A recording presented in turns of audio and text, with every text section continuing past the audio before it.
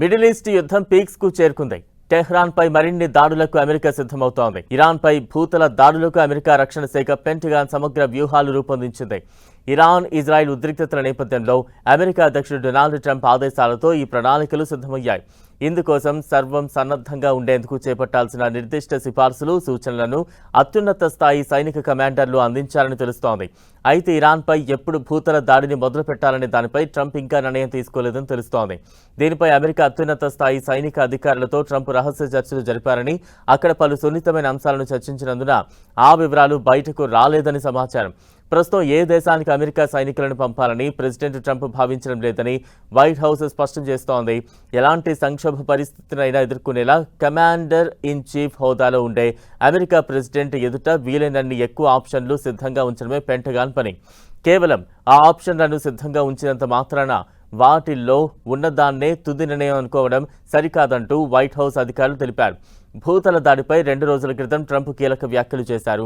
ఇరాన్పై America భూతల దాడి చేసే అవకాశాలు ఉన్నాయా అన్న విలేకరుల ప్రశ్నకు ట్రంప్ లేదంటూ బదులిచ్చారు. తాను ఏ దేశానికి అమెరికా సైనికులను పంపడం లేదంటూ స్పష్టం చేశారు. ఒకవేళ అమెరికా భూతల దాడి చేసే అవకాశాలున్నా ఆ విషయాన్ని తాను విలేకరులకు చెప్పకూడదన్నారు. మరోవైపు ఇరాన్పై అమెరికా భూతల దాడి ప్లాన్తో ముడిపడిన కీలక వివరాలను అమెరికన్ మీడియా కథనంలో ప్రస్తావించారు. ఇరాన్లోని ప్రధాన రవాణా మార్గాలను ఎలా అదుపులోకి తీసుకోవాలి, ఆ దేశ సైనికులు, పారామిలిటరీ బలగాలను ఎలా నిర్బంధించాలి, వారిని ఏ చోట్ల దిగ్బంధించాలి, ఇటువంటి అంశాలపైన అమెరికా ఆర్మీ ప్రత్యేక సమావేశాల్లో చర్చించాలని తెలిపింది. అమెరికా సైన్యంలోని కీలకమైన 82వ ఎయిర్ బోర్న్ డివిజన్కు చెందిన వేలాది మంది సైనికులు ఇప్పటికే పశ్చిమాసియా ప్రాంతం దిశగా బయలుదేరారు. ఈ డివిజన్ సభ్యులు విమానాల నుంచి పారాచూట్ల ద్వారా భూమిపైకి దిగడంలో దిట్టలు. బహుశా వీరినే భూతల దాడులకు అమెరికా ఆర్మీ వినియోగిస్తుందనే అంచనాలు వెలువడుతున్నాయి. సముద్ర మార్గం ద్వారా భూతల దండయాత్రలు చేయడంలో నిష్ణాతులైన మెరైన్ ఎక్స్పీడిషనరీ యూనిట్ సభ్యులు కూడా 82వ ఎయిర్ బోర్న్ డివిజన్లో ఉంటారు. ఇక అత్యవసర యుద్ధ సేవలను అందించేందుకు ట్రైనింగ్ పొందిన America army global response force దళాలు సైతం 82వ ఎయిర్ బోర్న్ డివిజన్లో భాగంగా ఉన్నాయి.